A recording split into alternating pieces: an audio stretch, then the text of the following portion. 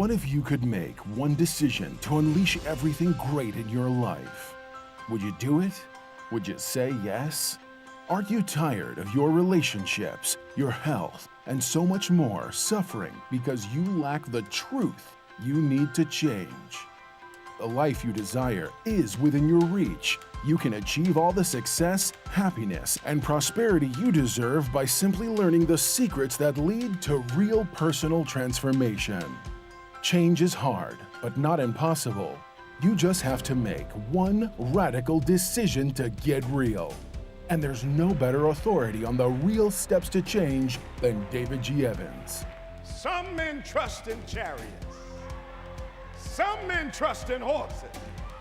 But we will trust in the Lord. David G. Evans is leading the charge to bring you the power to change your life. He is committed to the mission of helping you transform and become a person of power, and it starts with his all-new system to change your situation. At the centerpiece of this life-altering collection is David Evans' groundbreaking training course. From ridiculous to radical to real, this means war. In this series, you will discover the steps to change. This series includes 2 powerful messages, each on winning the battle in your mind and cultivating a language of faith. That's 4 messages, 4 power-filled hours of material. If you want a better marriage, this series has the answers. If you want to achieve financial independence God's way, the secrets in this series will empower you to make it happen.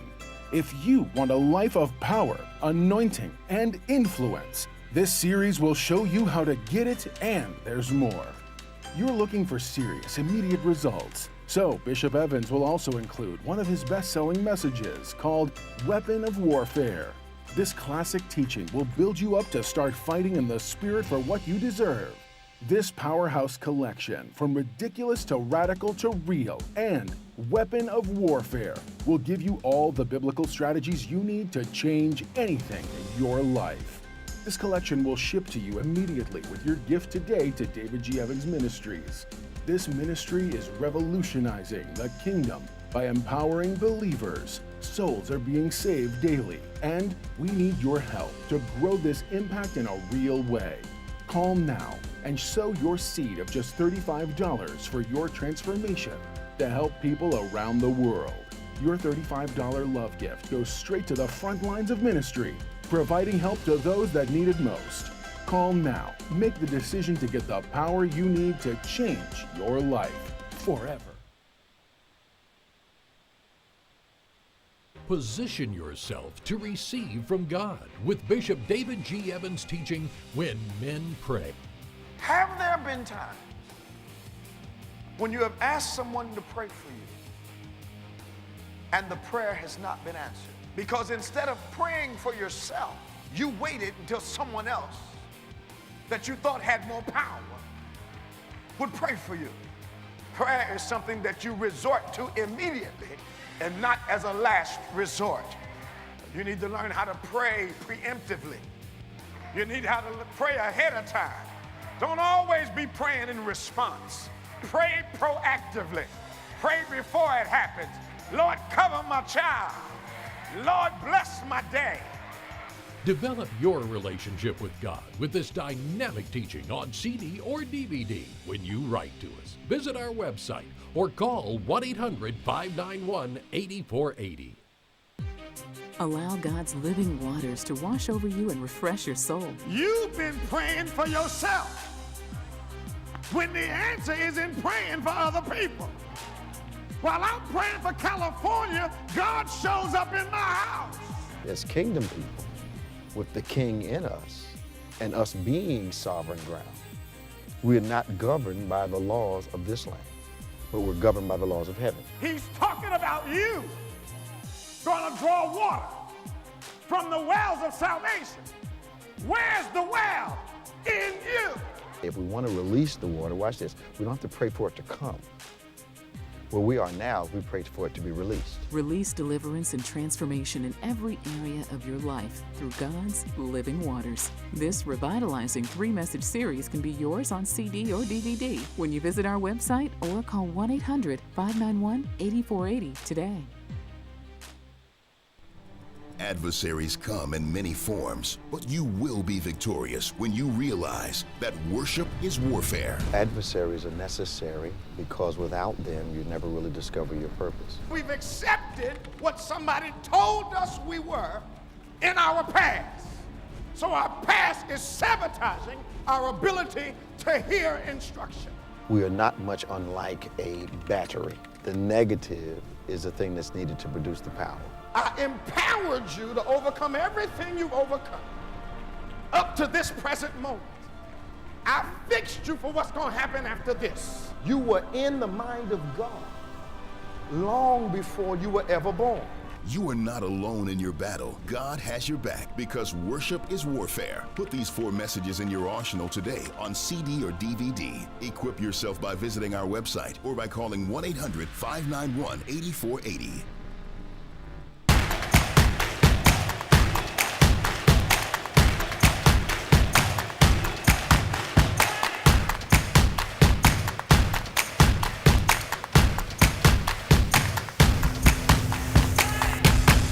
Well, praise the Lord, everybody. Welcome to On Point, the #1 Saturday morning Christian-based call-in talk show in America, coming to you live every Saturday morning on any smart device at David G. Evans 1. That's at David G. Evans, the #1. We're so glad that you joined us today.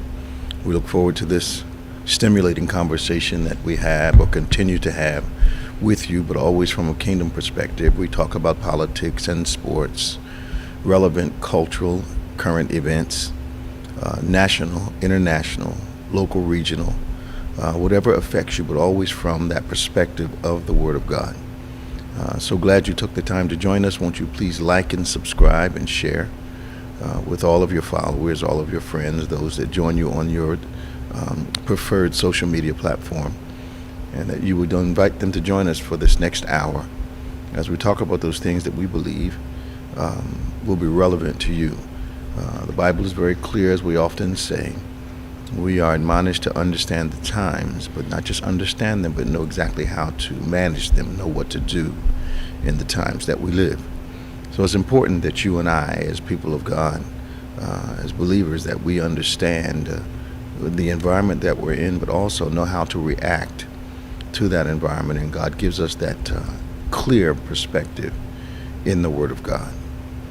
You can give us a call today, toll free from anywhere around the world, 866-743-8267. That's 866-743-8267. That's 866-74-EVANS, toll free from anywhere in the world. We look forward to hearing from you over the next hours. We talk about those things which we believe are important for your life, for navigating your life, for understanding what to do in the times that you live.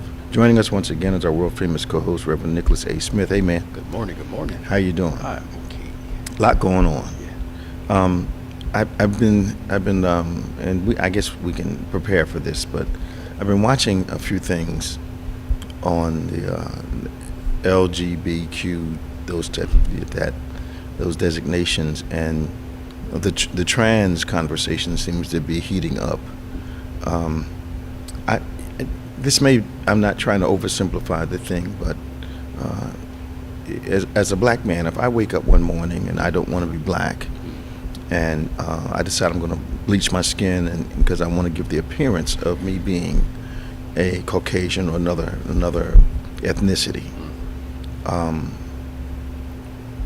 and I want you to, you've known me all my life, all your life, and I want you to now acknowledge the fact that even though you know I'm black, I'm now trying to pass for white.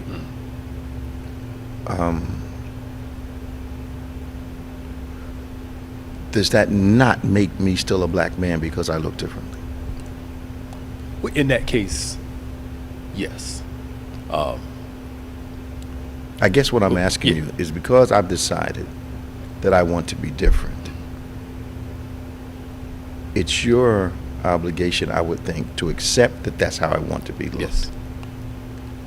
But why does my change have to suddenly dictate how you run your life? Oh yeah, that's the problem.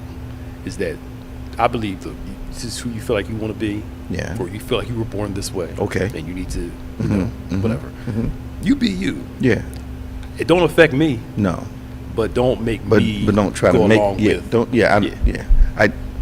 Because last time I checked, a female was an individual, biblically, who conceives a child, who gestates a child, who births a child, who cares for a child. That's the biblical cycle of life, from womb to birth. Really from womb to grave. So I'm not sure that a guy who's grown his hair, taking some hormone shots, whether he still has his penis or not, suddenly becomes a woman. Now, if he wants to be known as a woman, is he telling himself he's a woman? But even if I began to tell myself, okay, I did everything to my skin to make me look as unblack as possible. I've changed my hair. I've done everything that I possibly can. I look in the mirror and say, I look white. But in my heart, I know I'm not. Yeah. Well, I think that's, what is that thing called? Is it gender dysphoria or something like that? They got a whole lot of terms. It's hard to keep up with a lot of the terms. Yeah, they got a whole lot of terms. And, to some, from what I understand, I feel like I've always been a woman or a male, whatever. Okay. Right? Okay. Internally. Okay. And I've always felt like I was born into the wrong Okay. body. Okay. So when they look in the mirror, they look at who they desire to be. Exactly. As they go through the transition. Exactly. To match how they feel. Exactly. Internally. Yes. Yeah. But it does not change the fact of your birth. People. So now they're disqualifying the gender that you have at birth to justify a decision later on. Here's the thing that I think. I mean, now some were trying to label it this. Okay. A child is born. Yeah. And they say, well, they were labeled at birth male or female. Okay. Not the baby came out with male parts or woman parts, and that tells you what the child is. Well, that's the truth. Which that's the truth. Genetically, only two come out. There's a small amount of what's the word I'm looking for? Hermaphrodites. Yeah. That are born into this world. Those are genetic Yeah. aberrations. Yeah. Yes. By and large, everybody comes out Right. one or the other. One or the other.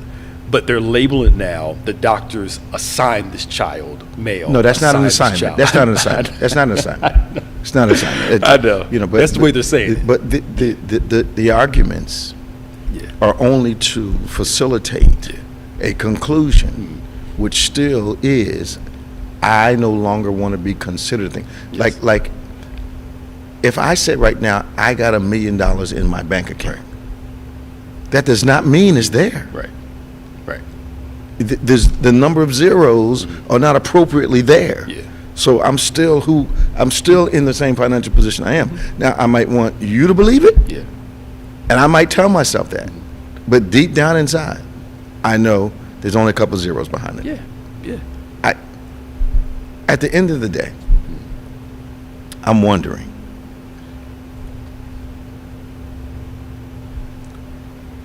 why people that want to live quote unquote differently are not content in themselves to do that. Why does the whole system have to change? Yeah. Yeah. Because if I know I'm a guy and I'm dressed like a woman, why am I going to go into a kid's bathroom? Yeah. You're gonna go in there and sit down? Well, I mean, you need a urinal. I don't care whether you got long hair and a skirt on or not. Right. There was a big hoo-ah. I understand why, because one of the feminine products companies. Okay. The community, some not all, because some of the community feel like this is ridiculous too. Okay. They wanted them to take the wings out of the pads. Why?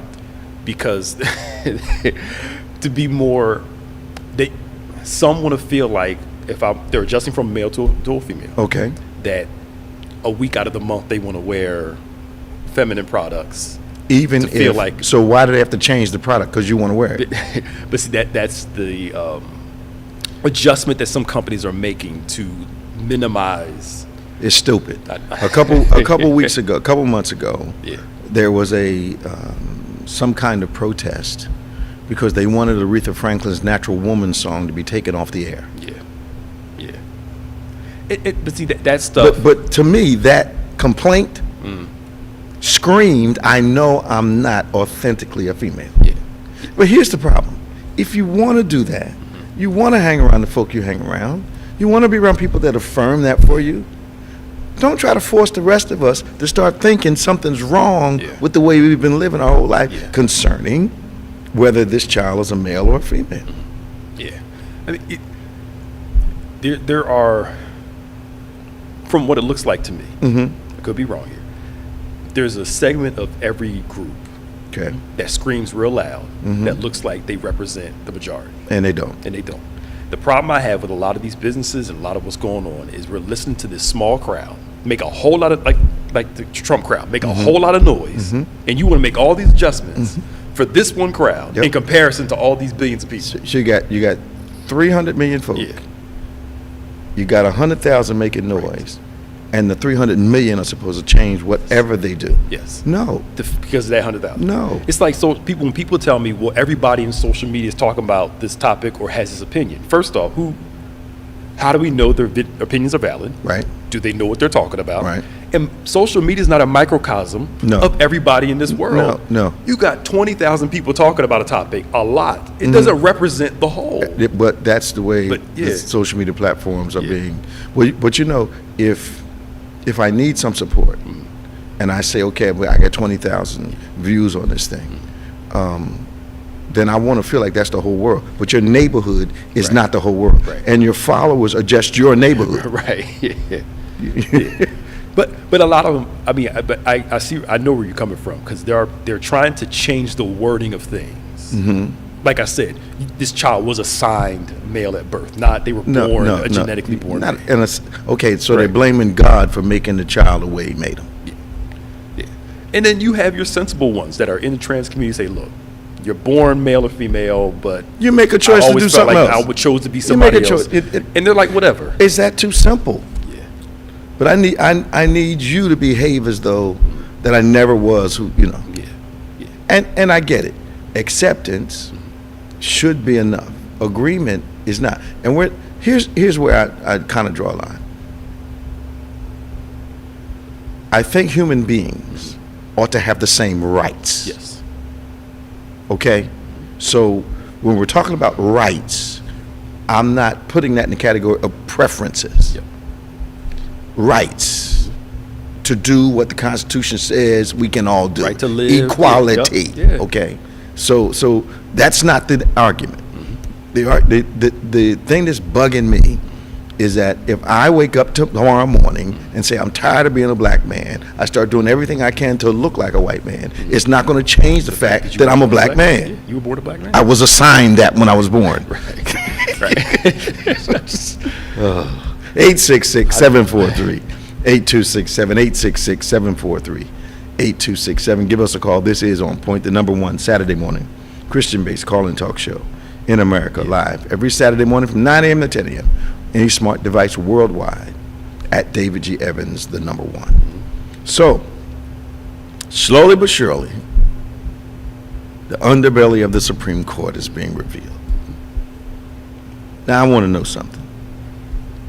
If it was, as a former commissioner for the New Jersey Turnpike, if it was a conflict of interest for me to take an ink pen from you with your logo on it, or to buy you lunch because of the possibility you may be doing business with the Turnpike, you trying to tell me houses, land, tuitions, and money going to a string of nonprofits to get it to you? That's not an ethics problem? Sounds pretty illegal too.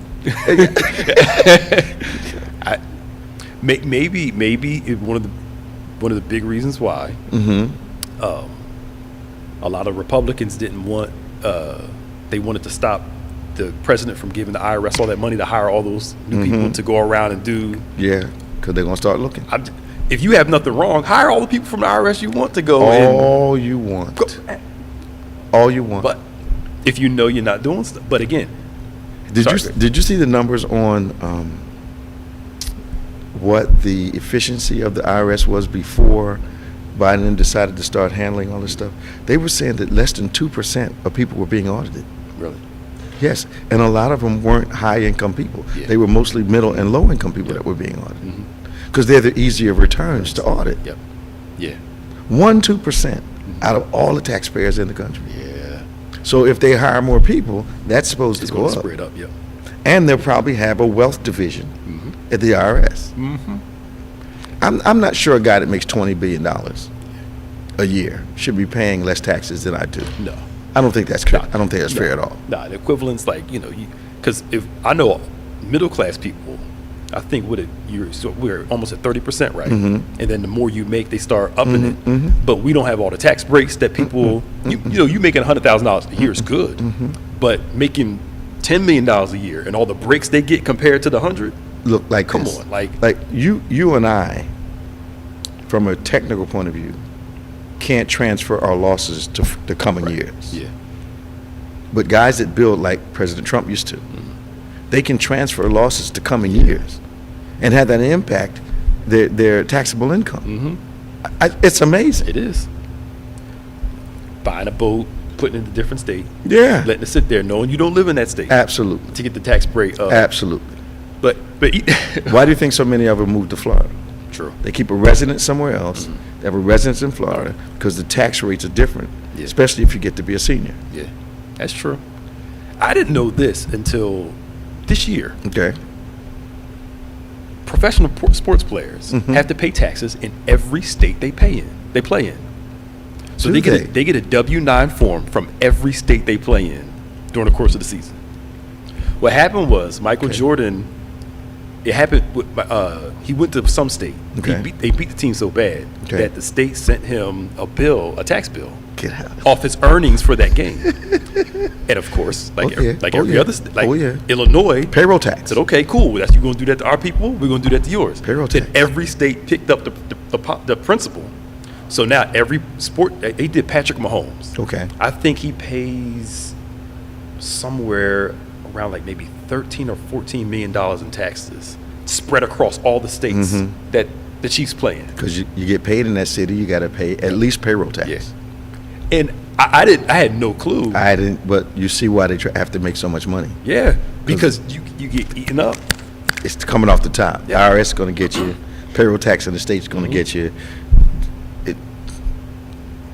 Well, they get net pay. Yeah. They're still getting paid nicely. Yeah, oh, yeah. But they do that even for the small people. So say you or I start an internet business. Okay. And we're selling stuff online. Okay.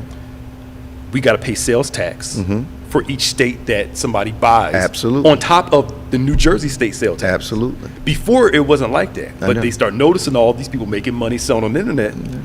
That's how they make the money. But anyway, my problem is this, along with yours too. Yeah. We all have a code of ethics. Yep. The regular people. Regular folk do. Supposed to.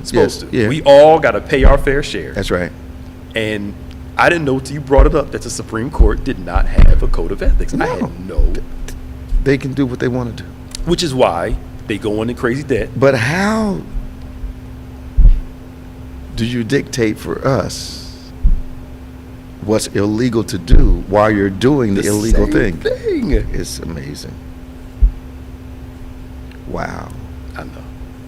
So this Tennessee bill that allows students to report professors who teach divisive concepts. So basically, if little Joey's sitting in class and he doesn't like what the teacher's teaching, he gets to report that teacher for being divisive. Yes. What is this fragility that that you know, and it's not just one set of people. What is this? We don't even like hearing our own history. We don't like hearing the failures in our own history. What is that? There's a group called Moms of Liberty. Okay. And they're going around the country starting these chapters up to go to the school systems to kind of influence what they teach. Okay. And their premise is we don't want white children to feel uncomfortable in the learning process. Why not? Again, Why not? That's about the thing. Your child is that fragile. They can't learn about the truth of history and realize something that happened 400 or 500 years ago, even last year. Well, Does it? It's just, all right, so what happened to Johnny's in school, comes home, you're sitting around the table. How'd school go today? yeah. Well, we talked about X, Y, and Z. What happened to the parents inputting perspective on what's being talked about? Yeah. Not hiding from it because he can't take any stress and I don't want him to go through this. But why give a child a false it would be like black parents never talking about slavery in their homes. Yeah. Yeah. Why would you want your child to grow up with that kind of myopic, that kind of tunnel vision, not knowing what it took for them to get where they are today? Yeah. To me, it's all, of course, it's all racist because it's all based off of an America that they want to present that's not true. But why? I mean, it's all in the books. It's in the movies. So what are they going to do? They're going to do a Nazi thing to stop producing movies that show the reality of our history? They're going to try to, well, you know, Hollywood going to do their stuff. But they're starting these little movies, these TV shows to counter what they call woke politics and woke ideology. And woke is this is a new N-word. Well, they've hijacked the word. Yeah, they hijacked the word. Yeah. Okay. When somebody said it's the new N-word, it made a whole lot of sense. So they can't say that, so they'll call it woke. If it's LGBTQ community, it's just more liberal. Okay. Woke liberal. But when they talking about woke, they talking about black people or somebody's sexual preference. Now, what do they call it? What do they call it when they hijack a term? What's the other term? Co-opt. Co-opt the term. Yeah. All right. So there's a lot of terms that have been co-opted.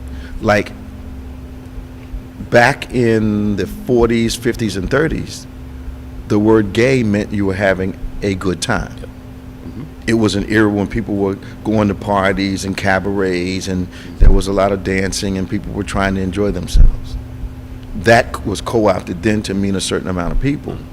And then suddenly it got co-opted to mean something either positive or negative. But originally back in the day before I was a young man, it meant you were having a good time. The Flintstones song. Yeah. Yeah, we'll have a gay old time. Yeah. So it didn't have any kind of political, divisive, controversial kind of connotation to it. But there are other terms that have been co-opted also. Mm-hmm.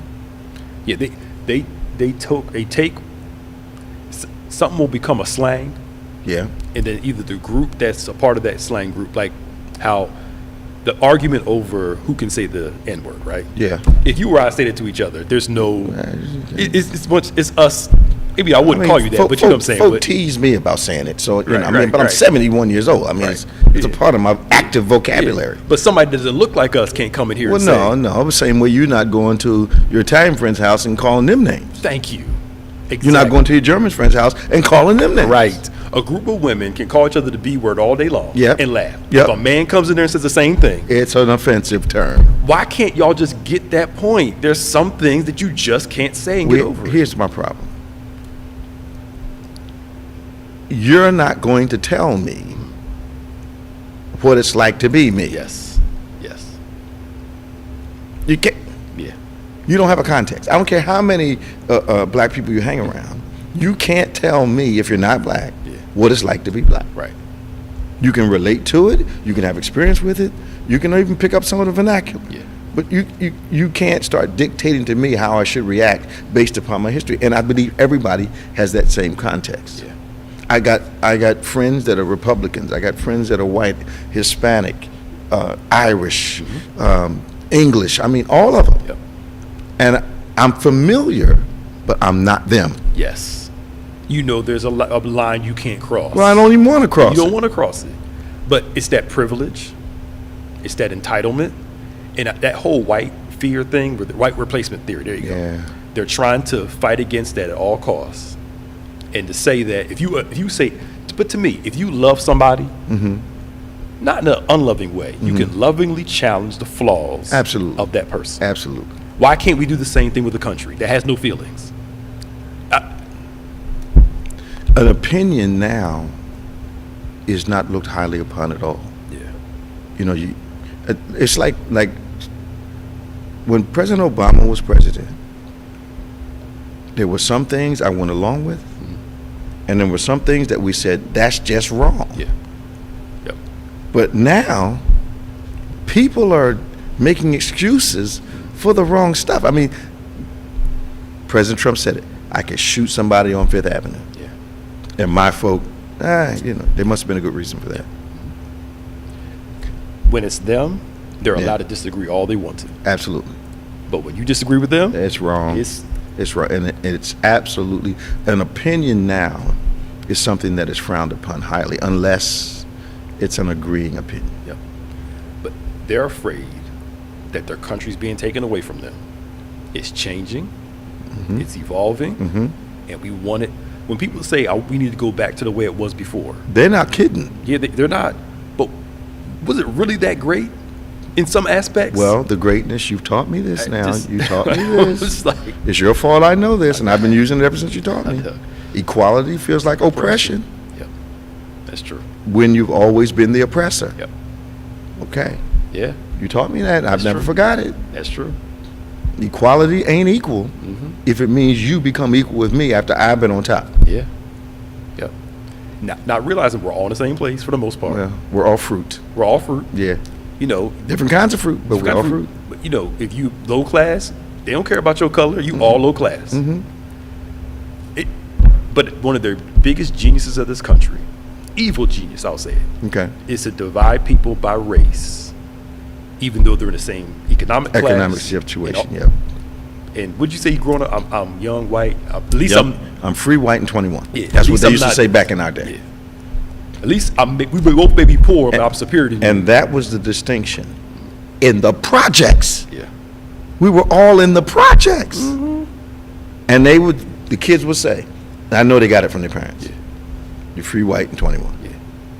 At least I'm this. Yes, at least I'm this. You know, makes me different from you. Although we're in the same project, live next door, going to get the same government food, the difference is I'm not you. Yes. Okay. 866-743-8267, 866-743-8267. We got Danny from Florida. We got Tom from Florida. Let's go to Danny. Good morning, Danny. How you doing? Good morning, Bishop. How you doing? How's Hey, man. everything? Thanks for your patience, man. We got kind of caught up in this conversation. Oh, that's it. Enjoying it, Bishop. No problem. What's your comment this morning, man? I just want to, number one thing that's really been bothering me is the gun violence. Yeah, man. And still, there's no change in our gun laws. None whatsoever. And I think it's a shame. Matter of fact, they're becoming more liberal, aren't they? Yes. And it's not a day here in South Florida where there's at least 2 killings. Wow. A And day. that's not like it's nothing. that's not a signal to the politicians that this is out of control already. Well, until, as you often say, if it's happening to a certain group, it's okay. You know, and you have it doesn't happen in my neighborhood, it's okay. You know? But lately, Dan, what I've noticed is, not lately, in the last few years I've noticed, it doesn't matter if it even happens in those communities. They're not going to change it. I just saw something. This is crazy. This is May 6th. Okay. There have been 14,000 people killed by guns this year. I'm not surprised at all. 14,000?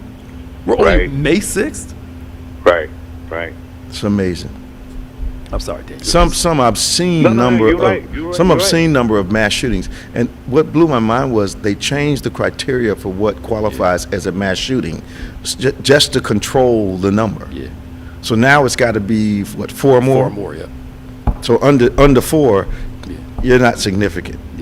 Yeah. It's a part of, yeah. You're statistically insignificant under 4. Yeah. That's Now- basically now what the- they're saying. The next thing that I just want to let you know, inform you about, we have a opening for a head administrator for the schools here in Broward County. And we did a national search. Okay. Now, nationally, they had 20 some odd selections, Okay. but they found when they presented before the school board, they could not find qualified applicants. Okay. And they said, what's the problem to the company that was doing the search? The sign. They said, the number one comment, no one wants to come here. Can you blame them? Because of the fact that you're going to be fired if you express a certain point of view, or you cannot do what you want to do. Now, I get if you go to work for somebody, you have to follow the rules in the job description, and there's a political flow, there's all that stuff. I get it. You don't get to go, and I don't know where this came from, and Pastor Nick, you can help with this. It seems that a generation has been birthed that feels as though they can come on the job and dictate to the job how the company or the institution should be run. And you're not fair if you don't do what they say to do. But in most places, you don't go to an institution and tell them what they're going to pay you for, in most cases. Yeah, they're firing librarians, they're firing teachers, because certain books that they want to, teach from or have the students to read and what have you. So if you go against whatever the head person, the government, says, then you're fired. But you know what, Danny? I noticed maybe 15, 13 years ago that African American children were starting to behave as though they were not African American. Oh yeah, they think everything's fine. Yeah. Mm-hmm. And even though parents were telling them this is what happens to us, there was no consciousness, which is wrong. You've got to be conscious. This is not racist, this is racial. You've got to be racial. You've got to be proud of who you are, and you need to know how your history has impacted your present. That's not racist. That's being racial. Loving being Irish, loving being Italian, loving being German or African American or Caucasian, loving being that does not mean you're racist. It means you're racial. And being racial should not include you being racist. Because why shouldn't you be proud of your ethnicity, one group, and another group proud of theirs? Yeah. I talked to one of our kids about that years ago. Okay. They think because they're growing up in a more diverse it doesn't eliminate stuff. It doesn't eliminate stuff. But they think, well, we're all friends, everything is cool until something happens. Let me tell you something. And then their white friend responds differently. Yes, sir. Yes, sir. And it says, I can't believe that they Look, you remember when I had those kids and I was meeting with them on Fridays? And one of those meetings, I'm not sure you were there, there was a whole lot of tears and all because they were coming into it. They thought they were part of the group until choices had to be made and found out that the friendship was conditional. Yep. Yep. And somebody talk. This group does not think about racism when something happens. They think, well, the person is being a jerk. No, they're being a jerk because it's a racial issue. Like they don't consider. And here's the thing: it's when you're considering 10 reasons why something went south.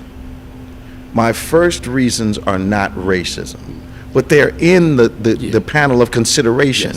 Is that possible? Because it's so fundamental that most of us are so sophisticated now that we don't consider it at all. But and any ethnicity should have that in their decision making as a possibility. Not at the top of the list, so you're leading with that, but it's got to be in your, could it be this, could it be this, could it be this, could it be this?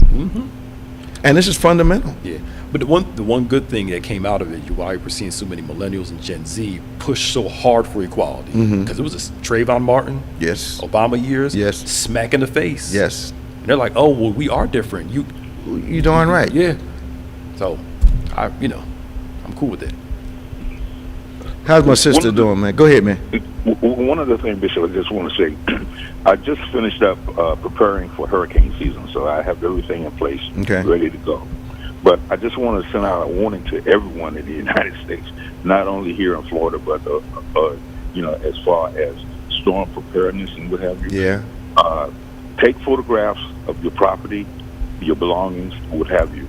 read your policy if you have a policy, and watch the wording, because something that's been happening here and something that, to the surprise of most people here in South Florida, have found out, especially with the flooding, that they have no coverage. They thought they had coverage, but they don't. Wow. Because even though you may have flood or hurricane? Hurricane and flood. Wow. Okay. Watch the wording very carefully, because if you have a hurricane, and let's say I have mold damage, my roof is intact, they'll say that that is flooding, not hurricane. Oh my. This is the trick that they played on us here in South Florida. They came into the area, they said, to our discovery, we found out that you're not in the flood zone, so you don't have to have hurricane flood insurance. So the average person thinking, oh, I can save money. Now I don't have, I'm not in a flood zone. Just because you're not in a flood zone, that doesn't mean that you're not going to get flooded. That's what floods are all about. The water doesn't know that men and women have designated how far they can go. The water has no idea that a limitation has been set. So the water goes where it wants to go. So now, here's the thing. You have all of this damage. You cannot live inside. You have all this mold mildew that's causing sickness and whatever. And you have to throw everything out. You have no coverage. Amazing. And I bet you they sold a ton of those policies, didn't they? But I put I pounded. You know, I mean, they got notice after notice. You don't need it. You know, the government is saying you're not in a flood zone. I said, I'm going to keep mine. I know that's right. Thank God. I know that's right. Tell my sister I said, hey, man. Will do, Bishop. Talk to you soon. Will do. This is On Point, the number one Saturday morning Christian-based call-in talk show in America. We're going to time. We got some lines open, 866-743-8267, 866-743-8267, 866-744 Evans. We're going to Tom. Hey, Tom, how you doing, man? Good morning, Bishop. How you doing, Pastor Nick? Amen. What's going on this morning? You guys are talking about woke. That's been hijacked so big down here to where the governor says this is the state where woke has come to die. So, I mean, it's hijacked it to a point where people look at it, you know, it's like, what is woke? And everything that Pastor Nick was saying, anything that's, you know, black, anything that he sees to the left is woke. So it's been hijacked to something bad or some kind of password for white folk. Am I the only individual that thinks that the woke discussion is an amazingly large, smelly red herring to draw people away from the real issues that they're facing in the state? So I shift from you don't have enough money, you don't have a job, you don't have medical care, you don't have the schools that you want, and I shifted to some cultural war to get you feeling emotional. This is brilliant. It's really brilliant. It is. Some emotional, some high emotional content, so you stop worrying about whether you have a job or not. I think it's like a magic trick. Unbelievable. What's going on over here? But see what's going on over Sleight there. of hand. Sleight of hand, they used to call it. Like the drag shows. Most places aren't having drag shows. You're No. talking about No. you're building a whole thing around drag shows and kids like it's a Unbelievable. huge It's issue. a national crisis. Right. Come on. Or where this begun with the books saying that, you know, we're not going to teach critical race theory. Yep. Nobody was teaching it. Nobody was anyway. teaching. Here's my prayer. What is it? Yeah, right. Yeah. What is critical race theory? What is that? Yeah. And Bishop, want something else. I said this on the show, I think, a couple of years ago. I had a guy ask me this question, legitimately. Yeah.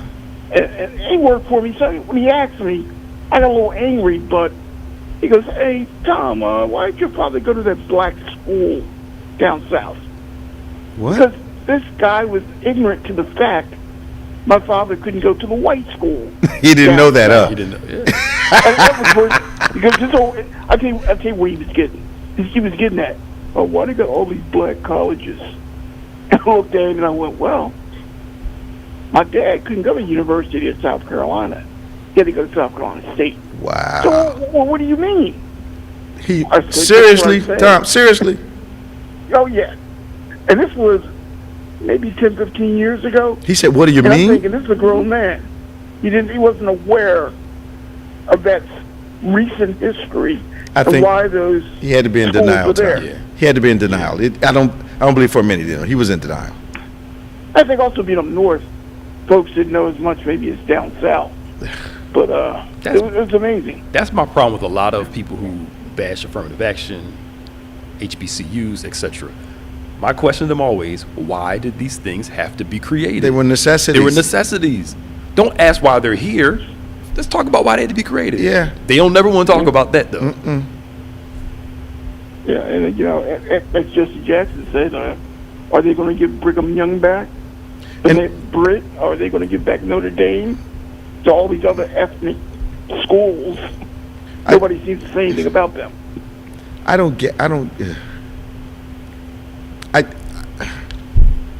Calm down, Dave. Okay, so I went to Lincoln. Everybody knows that. And the Lincolns and the HBCUs, in some people's minds, are the product of liberals. Mm-hmm. Okay, liberal politics allowed, if you will, HBCUs to be formed. Liberal mindsets, which means that, conversely, there are people that don't feel like they were ever necessary, that are disconnected from our history, and that's part of history that people don't want you to talk about. Yep. We don't want, not only don't white people want their children, there's some black people that don't want their children to know what the struggle was in order for them to get where they are. Yep. They're not sitting in that suburban home because you were born out there. Yeah. Yeah. Your parents and their parents may not have been born there. Yep. Yeah, and you in the suburbs don't mean everybody in the suburbs want you living there. Absolutely. Like, come on, I remember distinctly. First moved into the house. I'm at the church in Somerdale. Get a call. Guys are, knocking on the door. Skinheads. Now there was only 3 houses in the neighborhood. There was one street light, 3 houses, nothing but woods. So at the time, Paul and Silas were alive. So, one of them was at the front door, and one of them was trying to get through the laundry room to the garage. So I said, let the dog into the garage. And so Paul went in the garage, went to slamming himself up against the door and everything. Silas is standing at the door just, so I said, now, I'll call you as soon as I get close to the house. And when I get close to the house, open the garage door just a little, and then run and let Silas out the front door. So these guys, what 2 of the skinheads were hiding in the hedges, and one guy was at the door talking about he needed help. So there was getting ready to be a home invasion. Yeah. So I'm up the street. I said, open the garage door. Open the garage door. Paul comes out. She runs. Silas comes out. I pull up, jump out the car, and by that time, of course, they're running. Yeah. You got a 140-pound Rottweiler and a 132-pound Rottweiler on you, and they mean business. So the house across the street, they had hedges, and they tried to hide there, and the dogs had them pinned. And the guy was like, "Get your dogs!" And I gotta confess at this point, I was slow giving the command, Tom. I was slow giving the command. I'm really sorry about that, but I was hesitant. So finally I told them out, and by that time the police came, and it was but they were getting ready to do a home invasion, and all we were doing was just living. Oh, we were just living. Yep. Yeah, they were redlining towns back then. Yeah. Tom, I almost lost my job in a board meeting because I protested the red line that the bank that I was working for had. Yep. There was a red line between Trenton and Princeton. It's amazing. I almost lost my job that day. Wow. Bishop, before I get off, Did you hear what Trump did yesterday? You mean about mistaking the Marla Maples for the girl that says he raped her? You mean that one? Yes, and doubling down on his statement. I won't say the statement other than, how can I put this clean? I grabbed him in what I cannot say, but they asked him, what do you think about that statement? He goes, well, it's true that you've been able to do that in the past. That's part of Hollywood and the stars. And the thing was like, well, what are you saying? He goes, it was okay. He said that? He said it in deposition. Then they said, well, what, do you think you still do that? Well, not now, but you could. And he said that? Mainly star. He said it, and he said, mainly us for stars. And they said, are you a star? He said, well, what do you think? So he basically admitted to assaulting this woman. Yeah. That's and he got just the way. With it. Yeah. That's the way things are done. Yeah. Did he lose the lawsuit yesterday? They're thinking that no, he didn't. Not yet. But no, I mean that would have done it. All the lawyers that are out there saying that it looks like he's totally blown it, and as normal, his lawyers know he should not ever speak. They should never let him say a word. He's his own worst enemy. Unbelievable. And Bishop, you talking about our favorite justice. I'm liking the way they bring the information out. Okay. Bit by bit. Okay. First it was, he went on vacation. Then the kid. Then his wife getting all this money. And I'm thinking, this keep every week, just bring a little bit more out so we can see what the. I mean, we're talking millions of dollars. But everything up. He's small time bucks. They say Gorsuch's wife made $10 million on one of these deals. $10 million. His wife, not the justice. Yeah.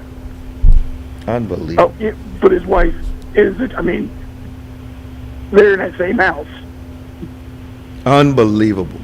And this is the Supreme Court of the United States. Oh yeah. So is this kind of hinting? I don't even know I want to use this word.